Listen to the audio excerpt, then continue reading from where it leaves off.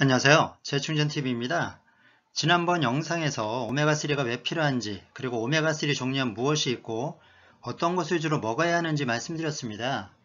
거기에 이어서 오늘은 보충 식품으로 먹을 땐 그럼 어떤 오메가3를 선택해서 먹어야 하는지에 대해 말씀드리려고 합니다. 음식을 통해서 오메가3 섭취가 어려운 분들은 오메가3 보충 식품을 통해서라도 섭취하려 하시는데요. 어떤 오메가3를 선택해야 할지 잘 모르는 분들이 많아요. 그러니까 아무거나 광고에 잘 나오거나 누구 말 믿고 그냥 혹해서 좋다고 하니까 선택하는 경우가 많습니다. 잘못 먹었다가는 오히려 해가 될 수도 있는데 말이죠. 화려한 문구나 광고가 중요하지 않아요. 오메가3가 어디에 좋다, 어디에 효과 있다, 멸치가 좋다, 크릴이 좋다, 식물성이 좋다, 작은 생선에서 추출한 게 좋다, 이런 다양한 광고에 너무 혹하지 마세요. 다 좋습니다. 멸치든 크릴이든 식물성이든 고등어든 연어든. 다만 식물성 오메가3는 그래도 많이 섭취하니까 동물성 오메가3, 생선에서 추출한 오메가3를 먹자는 겁니다. 식물성 오메가3 섭취가 부족한 분은 ALA 등 식물성 오메가3도 함께 섭취하는 것이 필요합니다. 그럼 동물성 오메가3를 선택할 때 어떤 기준으로 선택해야 할까요? 함량은 보통 권장 섭취량인 500에서 2000mg 사이의 제품이 대다수니까 큰 문제는 없습니다. 오히려 함량이 너무 높다면 선택하지 않는 게 나을 수도 있어요. 자연 추출 방식이 아니라 이 폼처럼 에탄올이나 아세톤 같은 물질로 녹여 오메가3만 추출한 방식이라 이 화학물질들이 함유되어 있을 가능성이 높습니다. 우선 오메가3 불포화 지방산은 불포화라는 것을 염두에 두셔야 합니다. 불포화 지방산은 포화 상태가 아니어서 산소와 결합해 잘 산화됩니다. 다시 말해서 잘 썩습니다. 두 번째 염두에 두어야 할 것은 중금속 오염입니다. 건강을 위해 먹는 제품에 해로운 것이 있다면 아니 먹느니 못하니까요.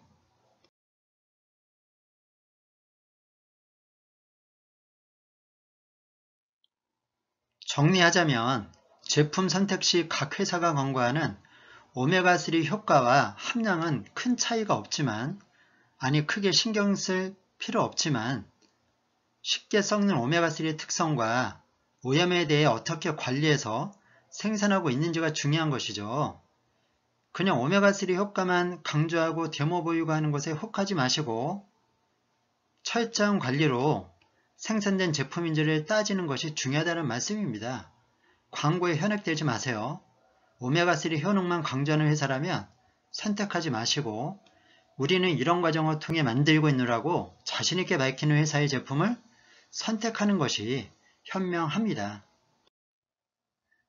구입 시 꼭 확인해야 할 사항들 중에 우선 말씀드리고 싶은 것은 추출 방식입니다.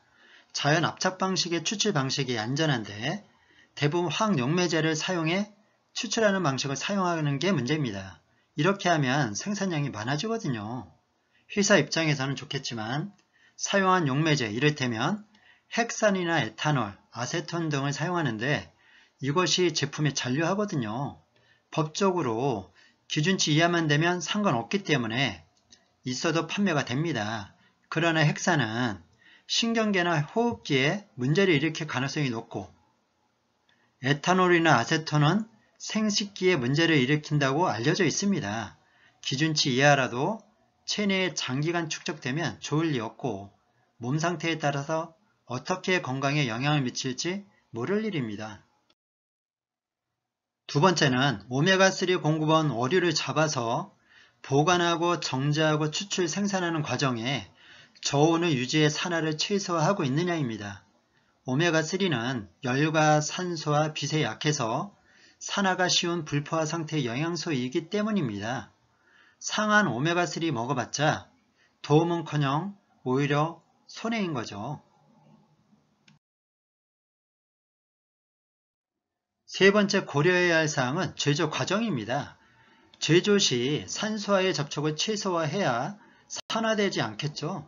품질 좋은 오메가3는 생산 과정 거의 전 단계를 진공 상태로 유지해 산화를 최소화해서 만듭니다. 지금까지 말씀드리고 있는 내용들의 핵심은 불포화 지방산인 오메가3의 특성 때문에 산화가 된 썩은 오메가3를 먹으면 안 되니까 그러한 점을 잘 관리해 만든 것을 선택하시라는 말씀을 드리고 있는 겁니다. 정제되고 캡슐하는 오메가3도 시간이 지나면 산화가 될 가능성이 높죠. 그래서 오메가3와 함께 얘가 산화되는 것을 막는 항산화 영양소를 함께 넣은 제품이라면 정말 좋겠죠. 지방의 일종인데 비타민C가 좋다고 비타민C를 넣는다면 안 되겠죠. 비타민C는 수용성이잖아요. 따로 넣어요. 지용성 항산화 영양소를 넣어야겠죠. 기름에 녹아들어서 오메가3의 산화도 막으면서 오메가3처럼 혈전 생성을 예방하고 세포막의 산화도 예방하는 그런 영양소를 넣으면 금상첨화겠네요. 그것이 바로 뭐냐 하면 비타민 E, 토코페롤입니다. 비타민 E가 풍부하게 들어있는 오메가3를 선택하십시오. 이것이 없거나 적다면 산화 방지를 위해 캡슐이나 내용물에 합성 방부제가 들어가 있을 가능성이 있습니다. 원재료 표시 라벨을 꼭 확인해 보세요. 포장 용기도 살펴봐야 합니다. 오메가3는 열과 산소와 햇빛, 자외선에 약합니다. 보기 좋게 투명한 용기에 담겨져 있다면 보기는 좋아도 자외선에 의해 산화가 잘 됩니다. 반투명한 용기, 자외선이 통과하지 못하는 용기를 사용한 제품을 선택하셔야 합니다. 마지막으로 엄격한 중금속 관리가 되고 있는 제품인지를 파악하는 것이 중요합니다. 납, 수은, 카드뮴, 다이옥신이나 비소 등 인체 유해한 성분들을 얼마나 잘 관리하고 있는 회사의 제품인지를 파악해야 합니다. 대부분의 업체가 이런 관리에 대해 자신있게 홍보하는 회사가 드뭅니다. 건강을 위해 먹는 제품, 그것도 오랫동안 지속적으로 먹는 제품이기 때문에 오염물질 관리가 철저한 제품의 선택은 매우 중요하죠. 그런데 사실 이런 게 얼마나 있는지 없는지 우리가 알기는 쉽지 않습니다. 그래서 회사를 믿고 선택할 수밖에 없는데 오랜 역사나 연구개발 능력 그리고 앞에서 말씀드린 품질의 안정성을 위해 이렇게 노력하고 있다라고 어필하고 있는 회사인지 아닌지 살펴본다면 이 부분도 예측 가능하다고 생각이 됩니다. 이상 오메가3 구입 시 확인해야 할 사항들에 대해 알아봤습니다. 음식으로 섭취가 어려운 영양소이다 보니까 꾸준히 섭취할 생각으로 구입하시는 분들이 많기 때문에 이런 세심한 확인이 필요합니다. 이런 기준에 더 많이 해당되는 제품을 선택하시는 것이 여러분의 건강 유지와 증진에 도움이 됩니다. 다음 시간에는 말이 많은 크릴 오일에 대해 말씀드리려고 합니다. 다음 시간도 많이 기대해 주세요. 내용들이 마음에 드셨다면 좋아요도 꼭 눌러주시고 구독 신청도 꼭 해주세요. 이상 재충전TV였습니다. 감사합니다.